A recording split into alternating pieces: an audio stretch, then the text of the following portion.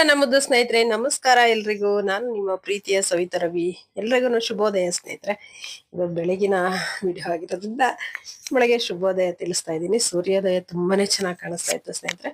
ಹಾಗೇನೆ ನಮ್ಮ ಹೂವಿನ ಗಿಡಗಳೆಲ್ಲ ತೋರಿಸಿ ತುಂಬಾ ದಿನ ಆಯ್ತಲ್ಲ, ಹಾಗಾಗಿ ಮೇಲ್ಗಡೆ ಹೋಗಿದ್ದೆ, ಒಂದು ಕ್ಲಿಪ್ಪಿಂಗ್ಸ್ ತೆಕೊಂಬಂದೆ. ಹಾಗೇನೆ ಒಂದು ಪುಟಾಣಿ ರಂಗೋಲಿ ಸ್ನೇಹಿತರೆ. ನಂತರದಲ್ಲಿ ಹಾಗೇನೆ ಸ್ವಲ್ಪ ಮನೆ ಮುಂದೆ ಇರುವಂತ ಹೂವಿನ ಗಿಡಗಳು, ಇದಂತೂ ಎಷ್ಟೊಂದು ಹೂಗಳಾಗ್ತಾ ಇರುತ್ತೆ. ತುಂಬಾ ಚೆನ್ನಾಗಿ ಕಾಣುತ್ತೆ ಸ್ನೇಹಿತರೆ ನೋಡೋದಿಕ್ಕೆ. ಒಂಥರ ಮನೆ ಮುಂದೆ ಈ ರೀತಿಯಾಗಿದ್ದಾಗ ತುಂಬಾನೇ ಖುಷಿ ಅಲ್ಲ ನೋಡೋದಿಕ್ಕೆ. ಹಾಗಾಗಿ ತುಂಬಾ ಇಷ್ಟ ಆಗುತ್ತೆ. ದಾಸವಾಳದ ಹೂವಿನ ಗಿಡ, ಹೂವಿನ ಗಿಡ ಎಲ್ಲ ಇದೆ.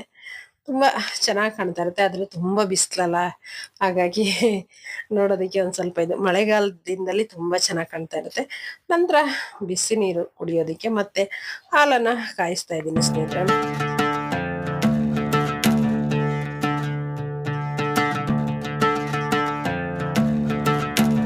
ಇಡ್ಲಿ ಮಾಡೋಣ ಅಂತೇಳಿ ಹಿಟ್ಟನ್ನ ನೆಟ್ಟಿದ್ದೀನಿ ನೋಡಿ ಸ್ನೇಹಿತರೆ. ರುಬ್ಬಿಟ್ಟಿದ್ನಲ್ಲ, ಉದ್ದಿನಬೇಳೆ ಎಲ್ಲ ಹಾಕಿ ರವೆಯನ್ನು ಕಲಸಿಟ್ಟಿದ್ನಲ್ಲ ಹಾಕ್ಬಿಟ್ಟು ಈ ರೀತಿಯಾಗಿ ಉಬ್ಬಿ ಬಂದಿದೆ. ಇನ್ನೊಂದು ಸ್ವಲ್ಪ ಹೊತ್ತು ಲೇಟ್ ಆಗಿತ್ತಂದ್ರೂ ಪೂರ್ತಿ ಎಲ್ಲ ಸ್ವಲ್ಪ ಕಲ್ಲೆಲ್ಲ ಆಗಿರ್ತಿತ್ತು ಸ್ನೇಹಿತರೆ. ಆ ರೀತಿಯಾಗಿ ಉಬ್ಬಿ ತುಂಬ ಚೆನ್ನಾಗಿ ಉಬ್ಬಿ ಬಂದಿದೆ. ಚಳಿಗಾಲ ಮಳೆಗಾಲ ದಿನಗಳಲ್ಲಿ ಈ ರೀತಿಯಾಗಿ ಬರೋದಿಲ್ಲ ಸ್ನೇಹಿತರೆ. ನಾವು ಬೇಗ ರುಬ್ಬಿಟ್ರೆ ಮಾತ್ರ ಬರುತ್ತಿಲ್ಲ ಅಂದರೆ ಉಬ್ಬಿ ಬರೋಲ್ಲ. ಆದರೆ ಈ ಬೇಸಿಗೆ ಕಾಲದಲ್ಲಿ ಸ್ವಲ್ಪ ಚೆನ್ನಾಗಿ ಉಬ್ಬಿ ಬರುತ್ತೆ ಅಂತಲೇ ಹೇಳ್ಬೋದು. ಆದ್ರೂ ನಾನು ಲೇಟ್ ಮಾಡಿ ರುಬ್ಬಿಟ್ಟಿದ್ದೀನಿ ಸ್ನೇಹಿತರೆ. ಆದ್ರೂ ನೋಡಿ ಎಷ್ಟು ಚೆನ್ನಾಗಿ ಬಂದಿದೆ ಅಂತೇಳಿ. ನಂತರ ಒಂದು ಬಟ್ಲಿಗೆ ಎತ್ತಿಟ್ಟು ನಂತರದಲ್ಲಿ ಇಡ್ಲಿ ಮಾಡೋ ಟೈಮಲ್ಲಿ ತೆಕ್ಕೊಂಡು ಈಗ ಇಡ್ಲಿ ಪಾತ್ರೆಗೆ ಹಾಕಿಡ್ತಾ ಇದ್ದೀನಿ.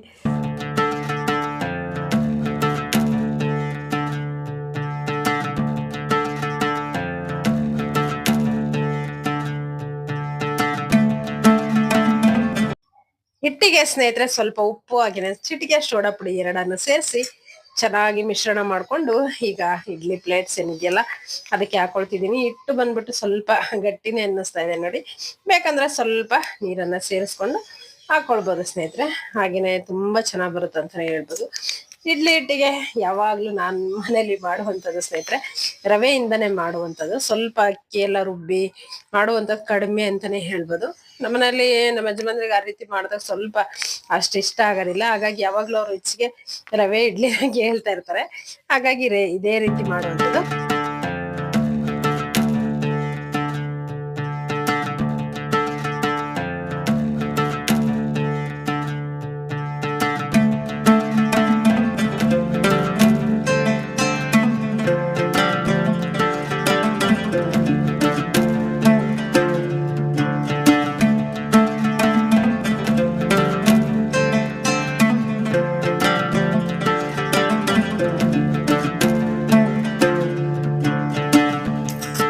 ಹಾಗೇನೆ ಇಡ್ಲಿ ಜೊತೆಗೆ ಸ್ನೇಹಿತರೆ ಸಾಂಬಾರ್ ಹಾಗೇನೆ ಚಟ್ನಿ, ತೆಂಗಿನಕಾಯಿ ಚಟ್ನಿ ಸೂಪರ್ ಆಗಿತ್ತು ಅಂತಾನೆ ಹೇಳ್ಬೋದು ಸ್ನೇಹಿತರೆ. ನಾವು ಅರ್ಜೆಂಟ್ ಅಲ್ಲಿ ಮಾಡಿರ್ತೀವಿ ನೋಡಿ, ಅವಾಗಲೇ ತುಂಬಾನೇ ರುಚಿಯಾಗಿ ಬಂದಿರುತ್ತೆ ಅಂತಾನೆ ಹೇಳ್ಬೋದು. ನಂತರ ಸ್ವಲ್ಪ ಮಧ್ಯಾಹ್ನದಂಗೆ ಸ್ನೇಹಿತರೆ ಜ್ಯೂಸ್ ಕುಡಿಬೇಕು ಅನ್ನಿಸ್ತಾ ಇತ್ತು. ಹಾಗಾಗಿ ನಿಂಬೆ ಹಣ್ಣಿಂದ ಶರ್ಬತ್ ಮಾಡಿದ್ದೀನಿ ಸ್ನೇಹಿತರೆ. ಮಧ್ಯಾಹ್ನ ಟೈಮು ನಾನು ಹಾಗೇನೆ ದೊಡ್ಡ ಮಗ ಇಬ್ಬರೇ ಇರ್ತೀವಿ. ಹಾಗಾಗಿ ಅವನಿಗೊಂದು ಲೋಟ ಮಾಡಿಕೊಟ್ಟು ನಾನು ಒಂದು ಲೋಟ ಸ್ನೇಹಿತರೆ. ತುಂಬಾ ಬಿಸಿಲು ಅಂದ್ರೆ ತುಂಬಾ ಬಿಸಿಲಿದೆ ಸ್ನೇಹಿತರೆ. ಹಾಗಾಗಿ ಈ ರೀತಿಯಾಗಿ ಏನಾದ್ರೂ ಒಂದು ಪ್ರತಿದಿನ ಇರ್ಲೇಬೇಕು.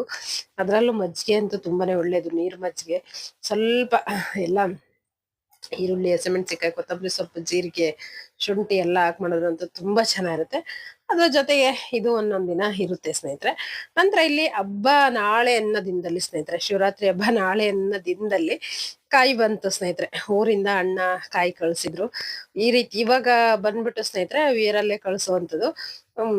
ಏನಕ್ಕಂದ್ರೆ ಸಿಪ್ಪೆ ಕಾಯಿನೇ ಕಳಿಸ್ತಾರೆ. ಮುಂಚೆ ಎಲ್ಲ ಸಿಪ್ಪೆ ಎಲ್ಲ ತೆಗೆದ್ಬಿಟ್ಟು ಕಳಿಸ್ತಾ ಇದ್ರು. ಆದ್ರೆ ಈ ಬಿಸ್ಲಿಗಂತೂ ನಿಜವಾಗ್ಲೂ ಕಾಯಿ ತಾಳದೇ ಇಲ್ಲ ಸ್ನೇಹಿತರೆ. ತುಂಬಾ ಬಿಸಿಲಿರೋದ್ರಿಂದ ಕಾಯಿ ಹಾಗೇನೆ ಓಪನ್ ಆಗ್ತಾ ಇರುತ್ತೆ. ಏನಾದ್ರೂ ನಾವು ಮೇಲ್ಗಡೆ ಸಿಪ್ಪೆ ತೆಗ್ದಿದ್ರೆ, ಮೊನ್ನೆ ಹಬ್ಬದ ದಿನ ಬಂದ್ಬಿಟ್ಟು ನೆಕ್ಸ್ಟ್ ಹಿಂದಿನ ದಿನಾನೇ ಅಲ್ವಾ, ಅವತ್ ತಗೊಂಬಂದಿದ್ದ ದಿನಾನೇ ಬೆಳಗ್ಗೆ ಎಲ್ಲ ದೇವಸ್ಥಾನಕ್ಕೆಲ್ಲ ತಗೊಂಡ್ ಹೋಗೋದಕ್ ಬೇಕು, ಬೆಳಗ್ಗೆ ಬೇಗ ಸುಲ್ಕೊಳ್ಳೋದಿಕ್ ಆಗೋದಿಲ್ಲಪ್ಪ ಅಂತ ಹೇಳಿ ಮಗನಿಗೆ ಸುಲ್ದಿಡು ಅಂತ ಹೇಳಿ ಸುಲ್ದಿಟ್ರೆ ಸ್ನೇಹಿತರೆ ಪಟ್ಟನಂಗ್ ಹೊಡ್ಕೊಂಡು ಹೋಯ್ತು ಸ್ನೇಹಿತರೆ. ಎಷ್ಟು ಚೆನ್ನಾಗಿ ನೀಟಾಗಿ ಹೊಡೆದಿದೆ ಅಂದ್ರೆ ಅಷ್ಟು ಚೆನ್ನಾಗಿ ನಾವು ಏನಂದ್ರೆ ಮಚ್ಚಲ್ಲಿ ಹೊಡೆದಾಗ್ನು ಬರೋದಿಲ್ಲ, ಅಷ್ಟು ನೀಟಾಗಿ ಬಂದಿದೆ ಸ್ನೇಹಿತರೆ. ಅದ್ ಕಾಯಿ ಇದು ಹೊಡೆದಿರೋದು ಇದೆ, ಬೇಕಾದ್ರೆ ತೋರಿಸ್ತೀನಿ ಇನ್ನೊಂದು ವಿಡಿಯೋದಲ್ಲಿ. ಹಾಗಾಗಿ ಈ 3 ಕಾಯಿನೂ ಅದೇ ರೀತಿ ಆಗ್ಬಿಡ್ತು.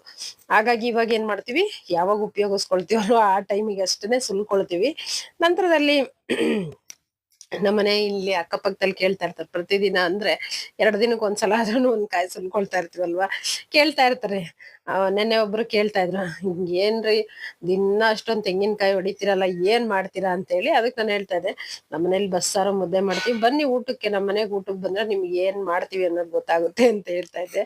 ಅದಕ್ಕೆ ಅವ್ರು ಹೇಳ್ತಾ ಇದ್ರು, "ನೀವ್ ಕರೆದ್ರಲ್ಲ ಅಷ್ಟೇ ಸಾಕು, ನೀವ್ ಊಟ ಕೊಡದಿದ್ರು ಪರವಾಗಿಲ್ಲ, ನೀವ್ ಊಟಕ್ಕೆ ಬನ್ನಿ ಅಂತ ಕರೆದ್ರಲ್ಲ, ನಮಗ್ ತುಂಬಾ ಖುಷಿ ಆಯ್ತು" ಅಂತ ಹೇಳ್ತಾ ಇದ್ರು.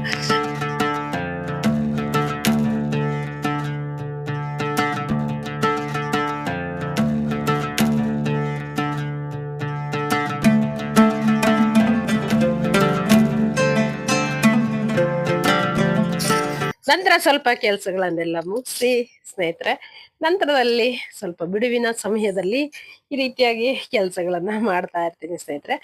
ಈಗ ಸ್ವಲ್ಪ ಬಂದ್ಬಿಟ್ಟು ಬೇಸಿಗೆ ಆಗಿರೋದ್ರಿಂದ ನನ್ಗೆ ಅಂದ್ರೆ ಒಂದು ಚೆನ್ನಾಗಿ ಅನ್ಸೋಂಥದ್ದಂದ್ರೆ ಸ್ನೇಹಿತರೆ, ಬ್ಲೌಸ್ ಎಲ್ಲ ಸ್ಟಿಚ್ ಮಾಡ್ಬೇಕು ಏನೇ ಆಗ್ಲಿ ಅಂತ ಅನ್ಸುವಂಥದ್ದು ಸ್ವಲ್ಪ ಬೇಸಿಗೆ ಕಾಲದಲ್ಲೇ ನನಗೆ ಖುಷಿ ಅನ್ಸುವಂಥದ್ದು ಸ್ನೇಹಿತರೆ. ಈ ಚಳಿಗಾಲ ಮಳೆಗಾಲದಲ್ಲಿ ಬಂದ್ಬಿಟ್ಟು ಸ್ವಲ್ಪ ಚಳಿ ಚಳಿ ಅಂತ ಇರುತ್ತಲ್ವಾ, ಅನ್ನಿಸ್ತಾ ಇರುತ್ತೆ ನನಗೆ, ಬೇರೆಯವ್ರಿಗಲ್ಲ ನನಗೆ. ಹಾಗಾಗಿ ಸ್ವಲ್ಪ ಕಷ್ಟ ಅಂತ ಅನ್ಕೊಳ್ತೀನಿ. ಆದ್ರೆ ಈ ಬೇಸಿಗೆ ಕಾಲದಲ್ಲಿ ಬಂದ್ಬಿಟ್ಟು ನನಗೆ ಈ ತರ ಬ್ಲೌಸ್ ಎಲ್ಲ ಸ್ಟಿಚಿಂಗ್ ಮಾಡೋದು ಹಾಗೆ ಇನ್ನ ಬೇರೆ ಕೆಲ್ಸಗಳೆಲ್ಲ ತುಂಬಾನೇ ಖುಷಿ ಅನ್ನಿಸ್ತಾ ಇರುತ್ತೆ ಸ್ನೇಹಿತರೆ. ಹಾಗಾಗಿ ಒಂದೊಂದ್ಸಲ ಏನ್ ಮಾಡ್ತೀನಿ ಗೊತ್ತಾ, ನಿಮ್ ಜೊತೆ ಶೇರ್ ಮಾಡ್ಕೊಳ್ತೀನಿ, ಒಂದೊಂದ್ಸಲ ಶೇರ್ ಮಾಡ್ಕೊಳ್ಳೋದಿಲ್ಲ. ಏನ್ ಗೊತ್ತಾ, ವಿಡಿಯೋ ಎಲ್ಲ ಫುಲ್ ಲೆಂತಿ ಆಗುತ್ತೆ, ಅದನ್ನೆಲ್ಲ ಎಡಿಟ್ ಯಾರು ಮಾಡ್ಕೊಂಡ್ ಕೊಡ್ತಾರ ಅನ್ನೋದು ಈ ರೀತಿಯಾಗಿ ಇದು ಮಾಡ್ಬಿಟ್ಟು ಸ್ವಲ್ಪ ವಿಡಿಯೋನೇ ಮಾಡ್ಕೊಂಡಿರಲ್ಲ ಸ್ನೇಹಿತರೆ. ಒಂದೊಂದ್ಸಲ ನನಗೆ ಇಷ್ಟ ಬಂದಾಗ ನಾನು ಮಾಡ್ಕೊಳ್ತೀನಿ. ಹೀಗಿರುತ್ತೆ ಸ್ನೇಹಿತರೆ. ಹಾಗೇನೆ ಇನ್ನೊಂದೇನಂದ್ರೆ, ಇನ್ನ ಬಿಸಿಲು ಬೇರೆ ಎಲ್ಲ ತುಂಬಾ ಇದು ಆಗ್ತಾ ಇರೋದ್ರಿಂದ ಸ್ವಲ್ಪ ಹಪ್ಳ ಸಂಡ್ಗೆ ಎಲ್ಲ ಹಬ್ಬಕ್ಕೆ ಮಾಡ್ಕೊಳ್ಬೇಕು. ಅದೊಂದು ಮನ್ಸಲ್ಲಿದೆ. ಮನ್ಸಲ್ಲಿ ಅನ್ನೋದ್ಕಿಂತ ಮಾಡ್ಬೇಕು ಸ್ನೇಹಿತರೆ, ಮಾಡ್ತೀನಿ ಕೂಡ. ನಂತರದಲ್ಲಿ ಇನ್ನೊಂದೇನಂದ್ರೆ,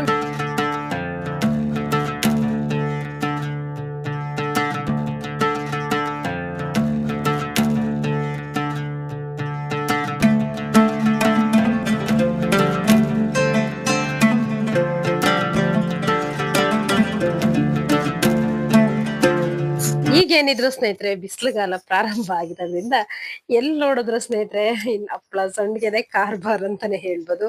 ಹಾಗೇನೆ ಮನೆ ಕ್ಲೀನಿಂಗ್ ಮೇನ್ ಈಗ ಬರುವಂತದ್ದು. ಏನಕ್ಕಂದ್ರೆ ಯುಗಾದಿ ಹಬ್ಬ ಅಲ್ಲ, ಹೊಸ ವರ್ಷ ನಮ್ಮೆಲ್ರಿಗೂ.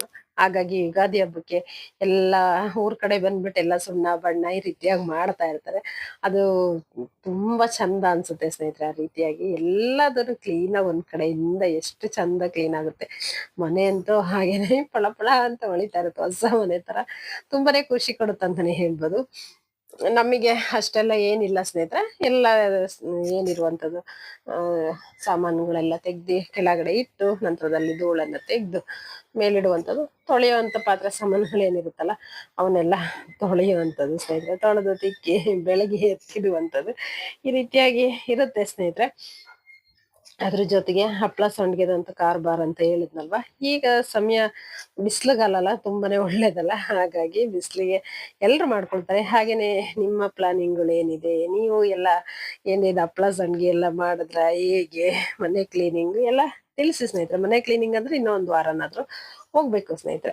ನಮಿಗೂ ಅಷ್ಟರಲ್ಲಿಗೆ ಕ್ಲೀನಿಂಗ್ ಎಲ್ಲ ಮಾಡ್ಕೊಂಡ್ರೆ ಊರಲ್ಲಿ ಜಾತ್ರೆ ಹತ್ರ ಬರ್ತಾ ಇದೆ, ಹಾಗೇನೆ ಇಲ್ಲೂ ಜಾತ್ರೆ ಸ್ನೇಹಿತರೆ. ಹಾಗಾಗಿ ಎಲ್ಲದಕ್ಕೂ ಸರಿ ಹೋಗುತ್ತೆ ಸ್ನೇಹಿತರೆ.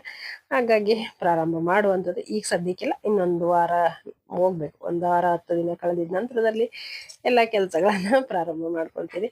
ನಾನು ಸ್ವಲ್ಪ ಇದ್ರ ಮಧ್ಯದಲ್ಲೇ ಸ್ವಲ್ಪ ಹಪ್ಳ ಸಂಡ್ಗೆ ಎಲ್ಲ ಮಾಡ್ಕೊಳ್ಬೇಕು, ಅದನ್ನ ರೆಡಿ ಮಾಡ್ಕೊಳ್ತೀನಿ ಸ್ನೇಹಿತರೆ.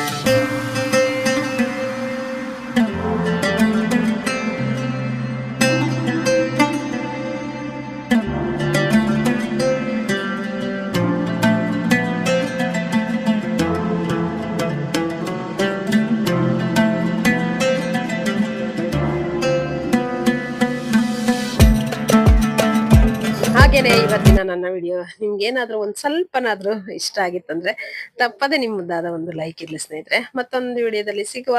ನಮಸ್ಕಾರ.